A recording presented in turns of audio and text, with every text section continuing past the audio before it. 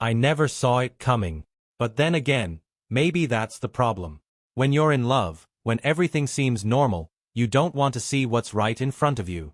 You make excuses for people you care about, even when your gut is telling you something's off. I'm not the jealous type, and I've always been a pretty steady guy. I've got a solid job in finance, decent pay, and I like my routine. Maddie was my world. I didn't expect anything to shake us. We'd been together for almost 7 years, and I thought we had a strong foundation. But lately, something wasn't right. It started with little things. She was distant, almost cold. The bubbly Maddie I married seemed to vanish, replaced by someone who barely seemed to notice me. At first, I brushed it off. Maybe she was just tired, or stressed from work, or maybe even dealing with family stuff. But after a few weeks, it hit me. This was more than that. She'd become a stranger in our own home. Her energy was flat, and when she spoke, it was like she wasn't even there. I tried to talk to her about it. I'd ask how she was, and she'd always respond with the same, "I'm fine, babe. Just a lot going on." But the tone was different. Distant, like I was talking to a wall. Something was off. But I wasn't the kind of guy to jump to conclusions or create drama. I trusted her. I believed in our marriage. Still, I couldn't shake the feeling that I was being shut out. And then came the moment that changed everything. One evening, after dinner, she dropped the bomb. "I'm going to Colorado for a ski trip with work." I froze. Ski trip? With who? She didn't look at me when she answered. "Just some people from the office. All expenses paid." I tried to keep my cool. "Isn't that a bit sudden?" I asked. But she was too casual about it. Too quick to brush off the question. "Just a weekend thing. I'll be back soon," she said, her smile a little too tight. There was something about it that didn't feel right. But I didn't push it. I couldn't make myself look paranoid. Still, deep down, I knew something wasn't adding up. That night, I lay awake, staring at the ceiling. The more I thought about it, the worse it got. She wasn't acting like herself. There was a distance between us now, one I couldn't ignore. I wasn't stupid. I knew this trip wasn't just a random work thing. I didn't know what was going on, but I knew it wasn't good. The more I thought about her behavior, the more it gnawed at me. The things she used to do, the way she used to look at me, they weren't there anymore. I had a sinking feeling that something had been taken from me, something important, but I wasn't sure what, or how to find out.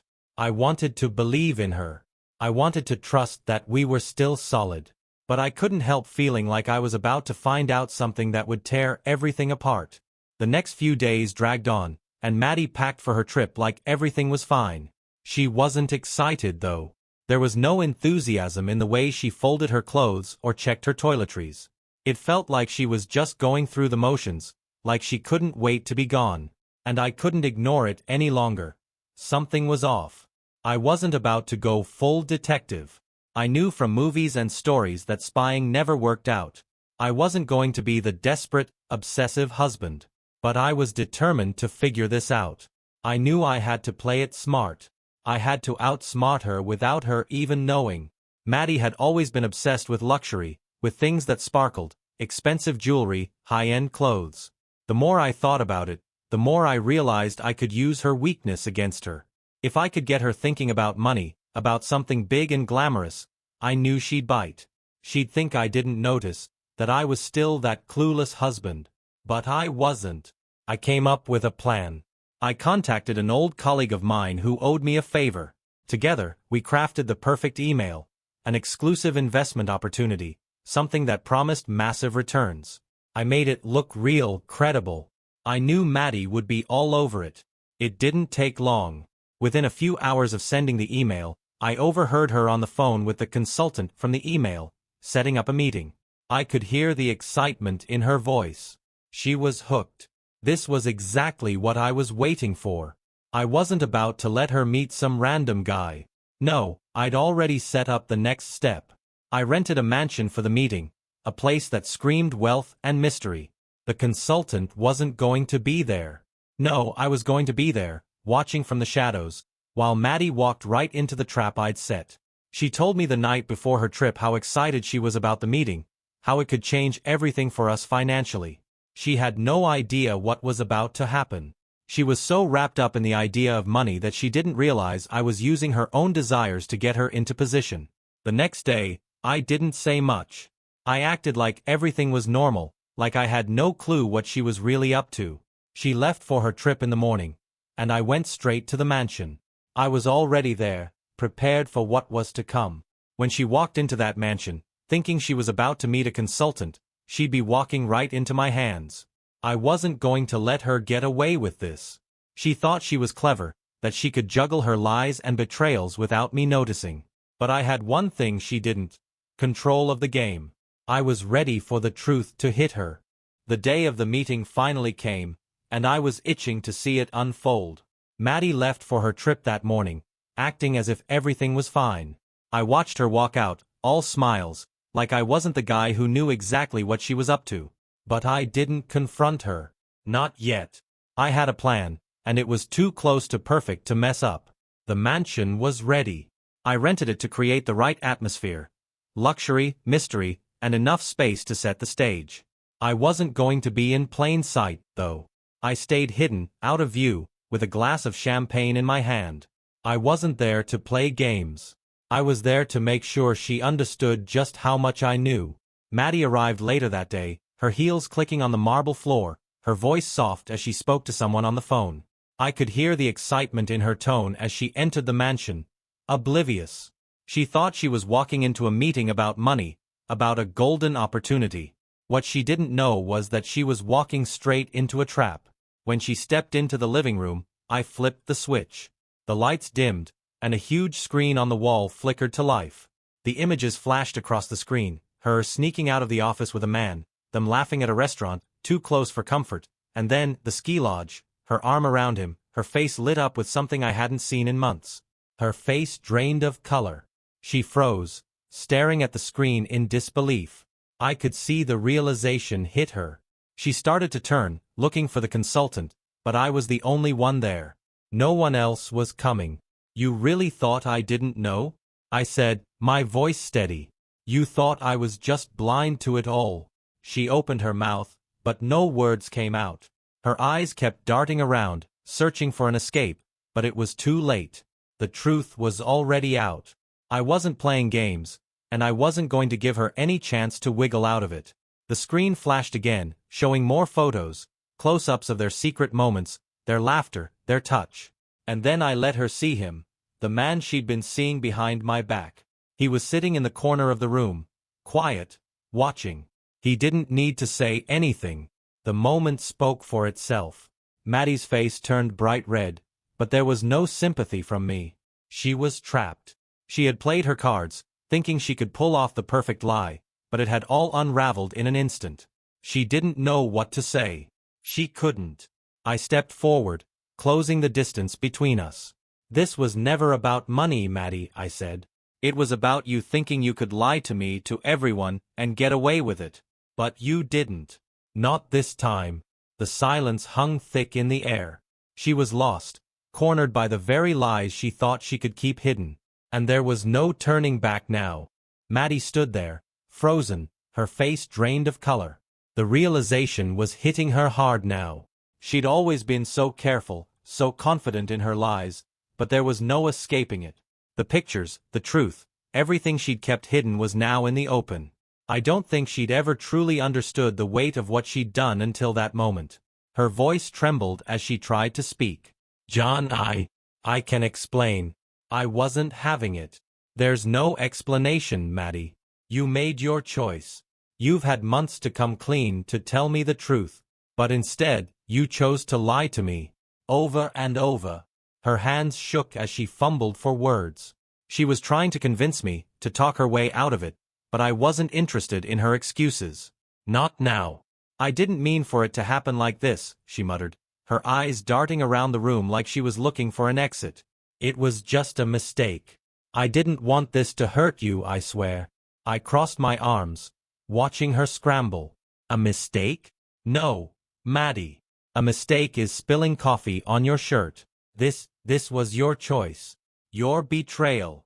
And now, there's no going back." Her face flushed red with shame, but she couldn't meet my eyes. She wanted me to pity her, to see her as some victim in all of this. But I couldn't.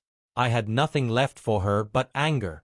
I didn't know what else to do, she said, her voice small now. You were always working. I felt invisible. And he made me feel seen.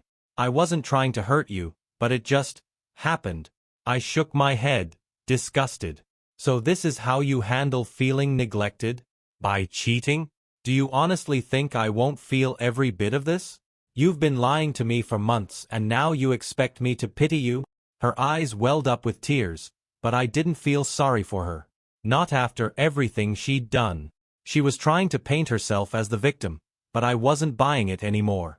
She'd had plenty of chances to be honest with me, and she'd thrown them all away. I took a step closer, my voice quieter but firmer. Why couldn't you just talk to me? We could have worked through it. But you chose this. You chose to betray me. Her head dropped, and she couldn't even look up. I could see the weight of the situation hitting her, but it was too little, too late. The damage was done. I turned away, letting the silence linger between us. And now you'll face it. You'll face the truth, and so will everyone else. No one's going to look at you the same way after this. Maddie opened her mouth to speak, but I held up my hand. I didn't need to hear more. She had already said everything with her actions. There was no coming back from this. She'd chosen her path, and now she was going to have to walk it. The silence in the room was deafening after that. I could hear her breathing shallow and uneven, but she wasn't saying anything else. She was broken, I could see that. But I didn't feel sorry for her. Not anymore. She didn't get to play the victim when she was the one who'd set everything in motion. I watched her for a moment, taking it all in, the way her shoulders slumped, her eyes glazed over with the weight of her guilt. It wasn't enough.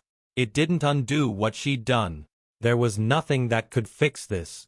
I don't know what you expected from this, I said, my voice flat. Did you think I wouldn't find out? Did you think I'd just sit here and pretend everything was fine? That you could go off and live this double life and I wouldn't notice? Her lips quivered, but no words came out.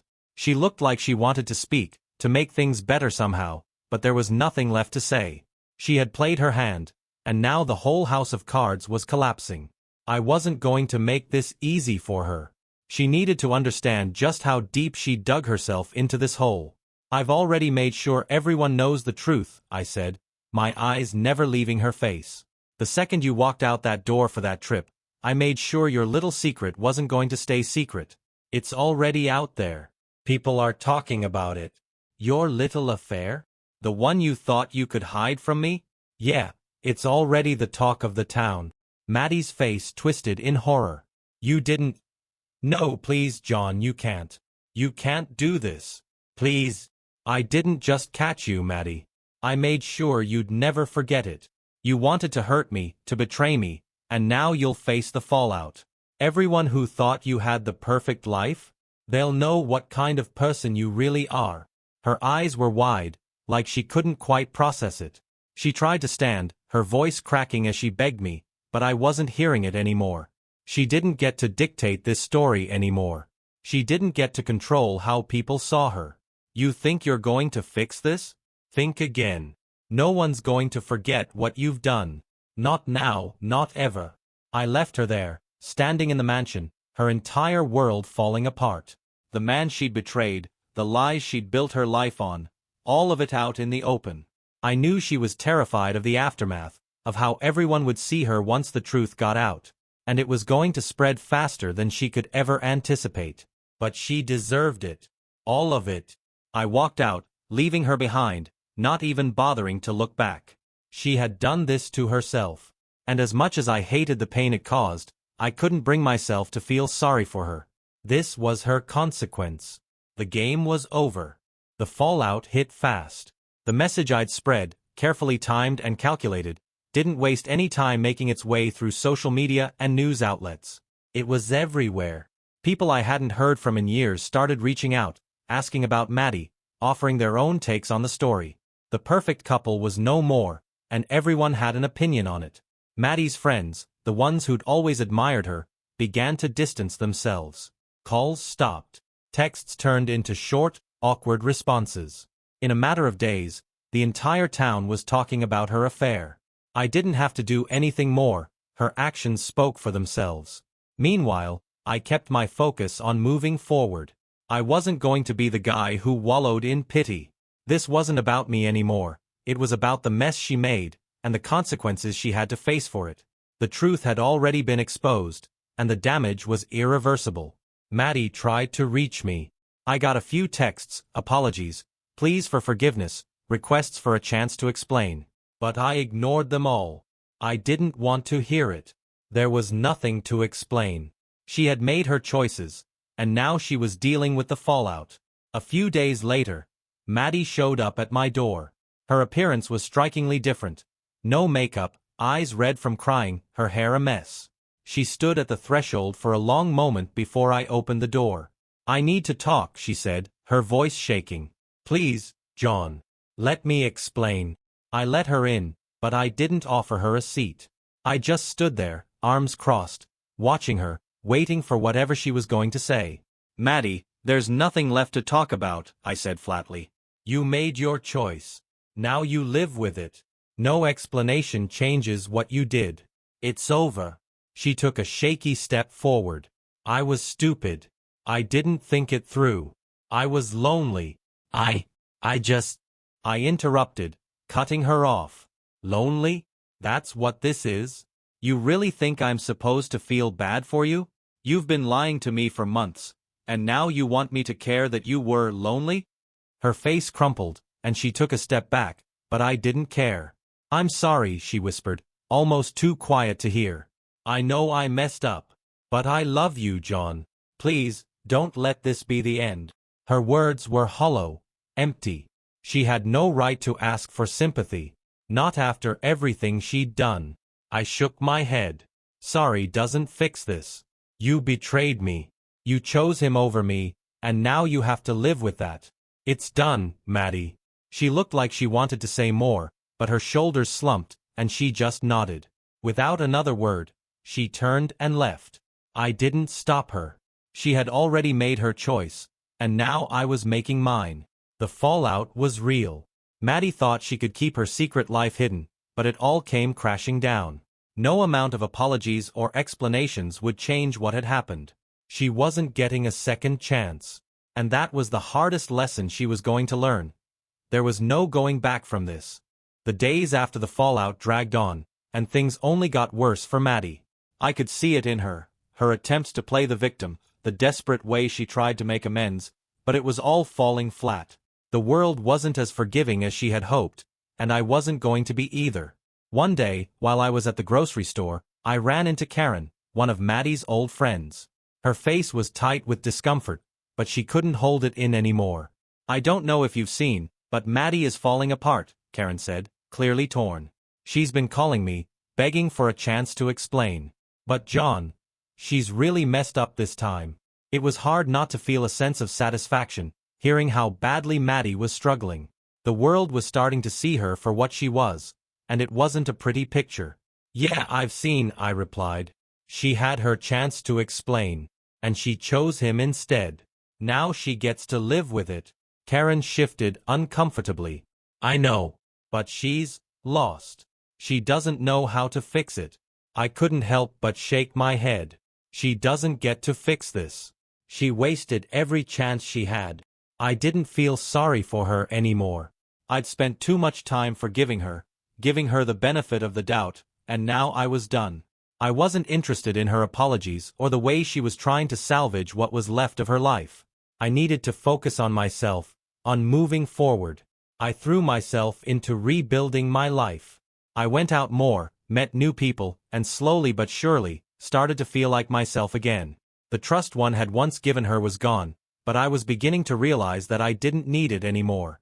My world was shifting, and it wasn't tied to her anymore. Maddie, on the other hand, kept sinking. Her calls to her friends were left unanswered. Even her family seemed to pull away.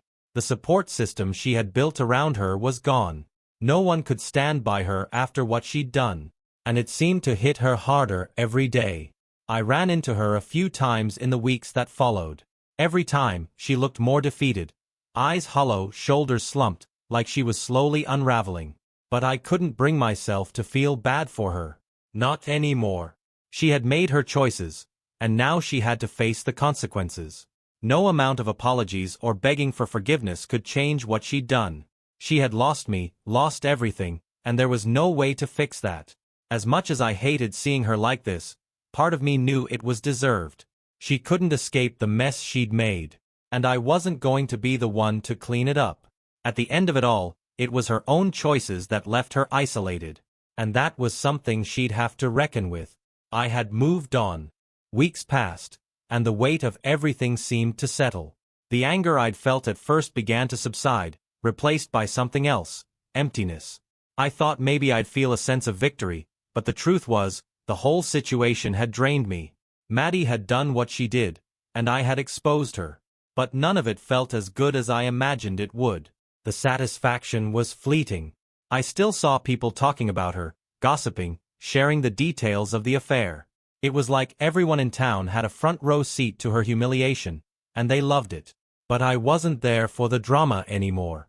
I detached myself, emotionally and physically, from everything that once tied me to her. One evening, I was sitting on the couch, flipping through channels, when my phone buzzed. It was a text from an unknown number. "John, it's Maddie. I know you're probably done with me, and I get it. But I just need you to know. I am sorry. I know that's not enough, but I just wanted to say it. I don't expect you to forgive me. I don't even expect you to care. But I miss you, and I wish things had turned out differently." I stared at the message for a while. Part of me wanted to ignore it. I knew what she wanted, a way back in, a way to undo everything that had fallen apart. But I also knew I had to face the reality of what she was saying. Maddie was broken, lost in the mess she'd made, but I didn't have to fix it. The thing is, I'd spent so much time feeling angry, feeling betrayed, that I hadn't stopped to think about what I needed, what I wanted. It wasn't revenge or bitterness, it was just peace. A life without the weight of her lies, without the constant second-guessing. I didn't reply right away. I wasn't ready to. But that night, as I lay in bed, I thought about it. About the love we had once shared, and how it had turned into something ugly, something unrecognizable. I didn't feel the urge to lash out anymore. I had already done that. I didn't need to keep punishing her. But I also couldn't go back to the way things were. The person she'd become, the woman who could betray me so easily, was someone I didn't know. And I didn't want to know her. The next morning, I sent a short response. "I hear you. But it's over, Maddie. There's nothing left to say." I didn't need to explain. I didn't need to say anything else. She'd made her choices, and I had made mine. It was time to move on completely. In that moment, I realized something. The revenge wasn't about hurting her anymore. It was about freeing myself, moving forward. I didn't need to keep reliving the past, or holding on to the anger. What I needed was to rebuild, to find happiness on my own terms. And as much as it had hurt, the process of letting go felt like I was finally letting go of the last bit of her hold on me. I put my phone down and stood up. I didn't look back. In the weeks that followed Maddie's breakdown, I found myself reflecting on everything that had happened. The betrayal, the fallout, the confrontation. It was all a blur now, pieces of a puzzle I wasn't sure I wanted to complete. But one thing was clear. I couldn't stay in this limbo forever. Life was moving on, and I had to move with it. I started by focusing on the practical things. I'd put off finding a new place to live, but now I started looking in earnest. The house we had shared was filled with memories, most of them tainted now. Staying there felt like living in the shadow of everything that had gone wrong. It was time for a fresh start. I packed my things gradually, taking the essentials first. Old photos, wedding gifts, even our shared vacation souvenirs. I left those behind. They weren't mine anymore. Maddie didn't try to stop me. She barely even looked at me during those days. She was a ghost in her own home, wandering aimlessly, trying to grasp at the remnants of a life she had thrown away. Meanwhile, I started seeing a counselor. It wasn't easy to admit I needed help, but the truth was, I did. The anger and bitterness were eating away at me, and I didn't want them to define who I became. The sessions were hard, reliving the pain, talking about the betrayal, but slowly, they helped. I learned to separate my worth from what Maddie had done. Her actions weren't a reflection of me. They were a reflection of her. Friends and family rallied around me. Some offered practical help, like my buddy Mike, who helped me move. Others just listened, letting me vent when I needed to. My sister, always the protective one, called constantly, making sure I wasn't wallowing too much. "You deserve better, John," she said during one of our calls. "Don't let this define you. You've got so much more to give." It was a small reminder, but it mattered. As the weeks turned into months, I found myself starting to feel lighter.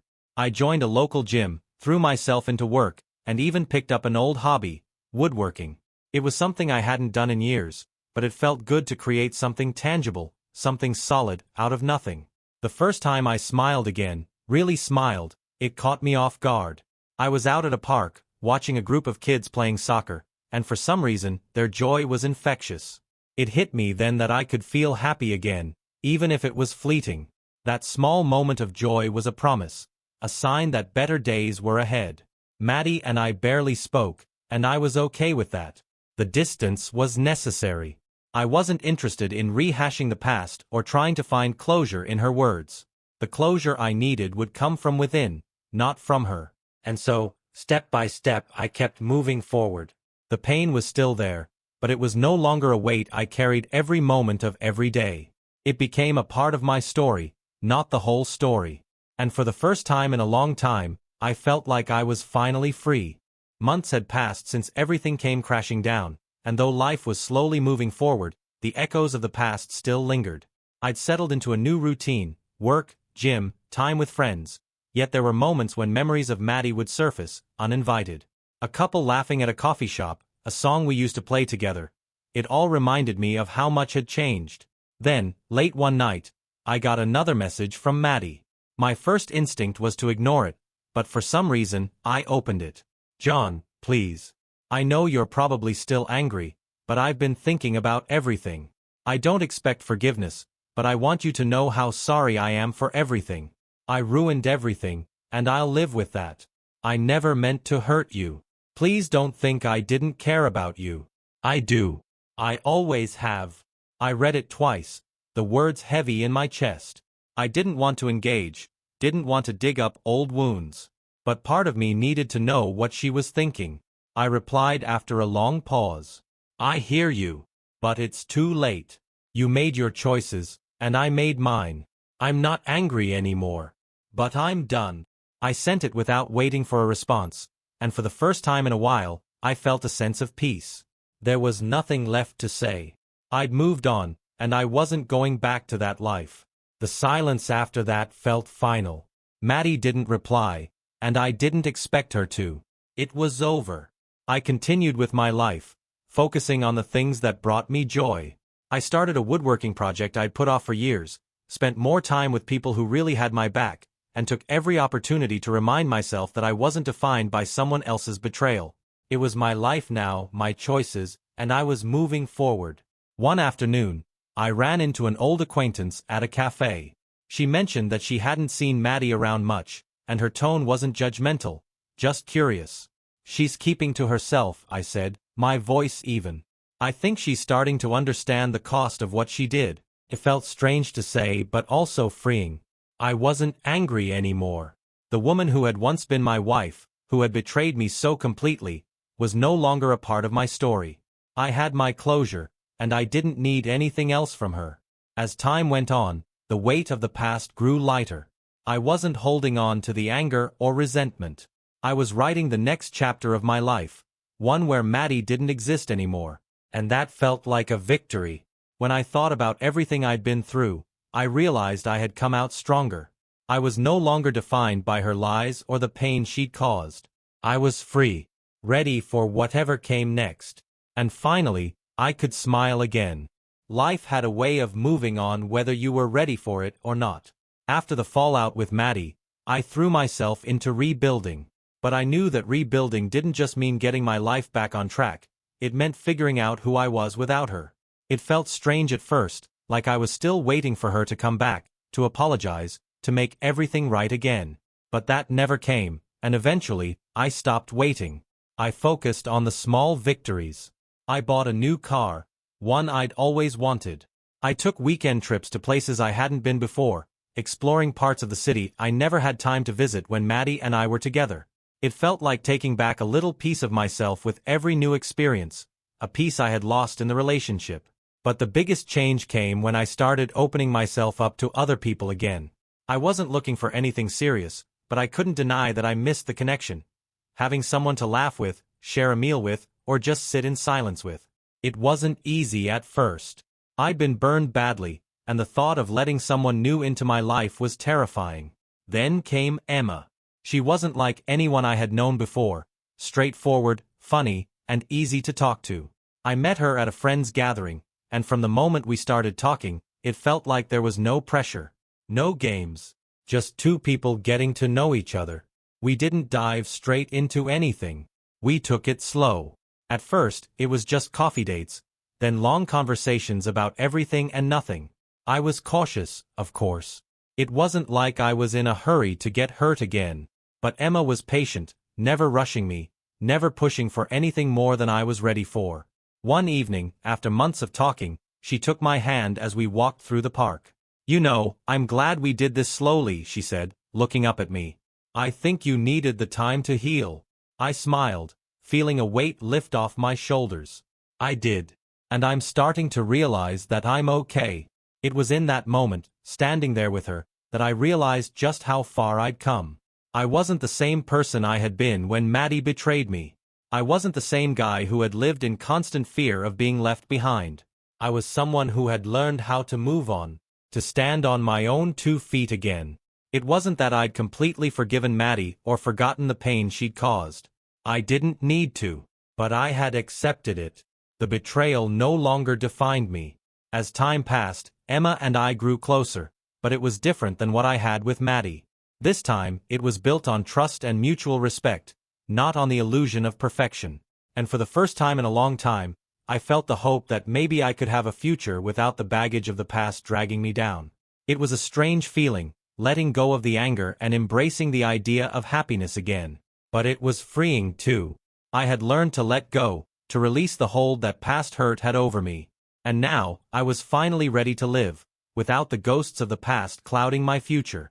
Just when I thought I'd moved on, just when everything seemed settled, life had a way of throwing me a curveball. It happened one afternoon at work. I was buried in a report, trying to focus, when I glanced up and froze. Standing in the doorway was Maddie. I hadn't seen her in months. My first instinct was to look away, but I couldn't. It was like my brain needed a few extra seconds to register what was happening. "Maddie." My voice came out quieter than I expected, almost like I was seeing a ghost. She stepped inside, looking nervous, unsure. It was the first time in ages I saw her like that. Vulnerable, even defeated. "John." I didn't know where else to go. I didn't know how to react. There had been so much time between us now, so many changes in my life that I hadn't really considered the possibility of her ever coming back. The anger had faded, but that didn't mean I was ready to welcome her into my life again. "What do you want, Maddie?" I asked, keeping my tone calm, measured. She hesitated, shifting on her feet. I need to talk. I know you probably hate me, but I swear, I'm not here to cause trouble. I don't know who else to turn to." I didn't move, didn't offer her a seat. My mind was racing. Why now? What did she want after everything that had happened?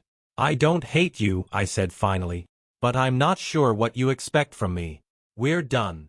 "You made sure of that." Her face fell, and she looked almost defeated. I could see the guilt in her eyes, the weight of everything she had done. For a moment, I almost felt sorry for her, but then I reminded myself of everything she had taken from me. "I know," she whispered, "and I regret it. Every single day.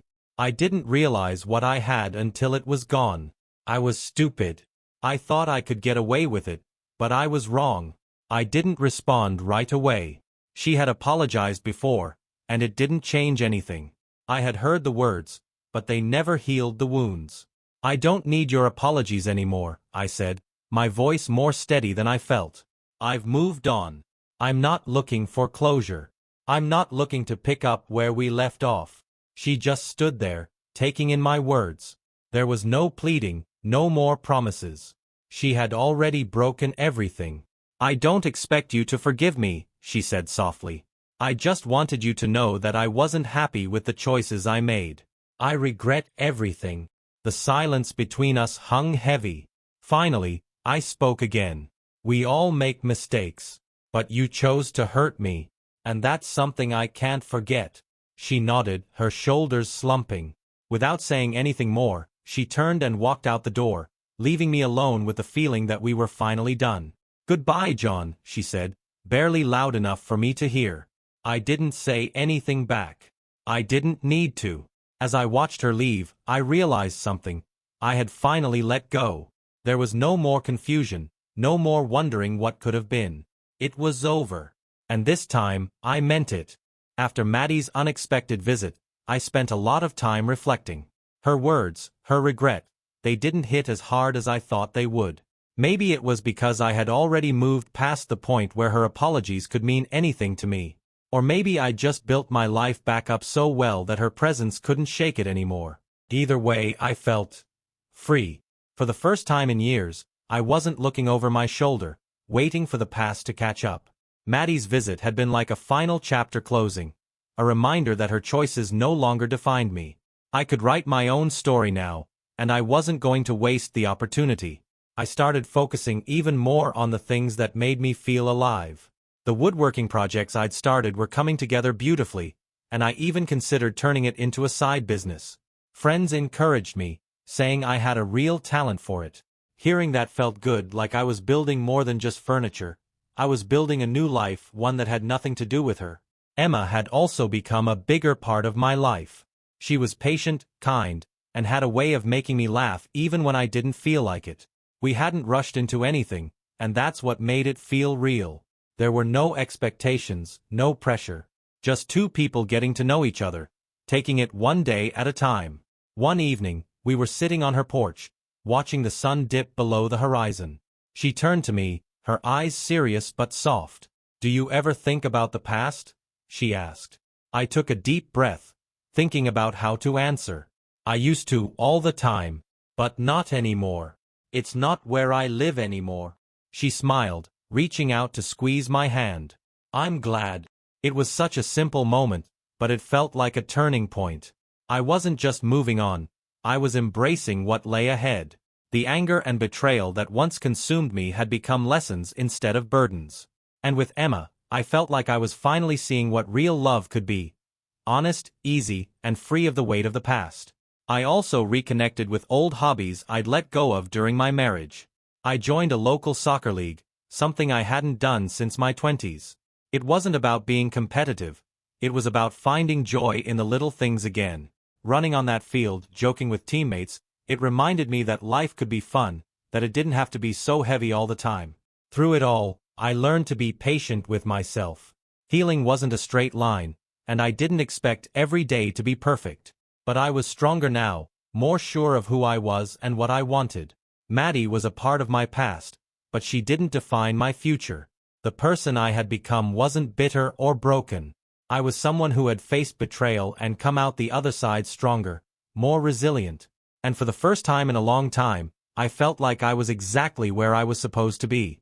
It wasn't about forgetting the pain, it was about recognizing it, accepting it, and letting it teach me how to move forward. This was my life now, and it was mine to live. Just when I thought I was done with the past, the phone rang. It was late, nearly 10 p.m., and I was winding down from a long day. I didn't recognize the number, but something told me to answer. "Hello." I picked up, already half expecting the worst. "John?" came the voice I hadn't heard in months. "Maddie." My stomach churned.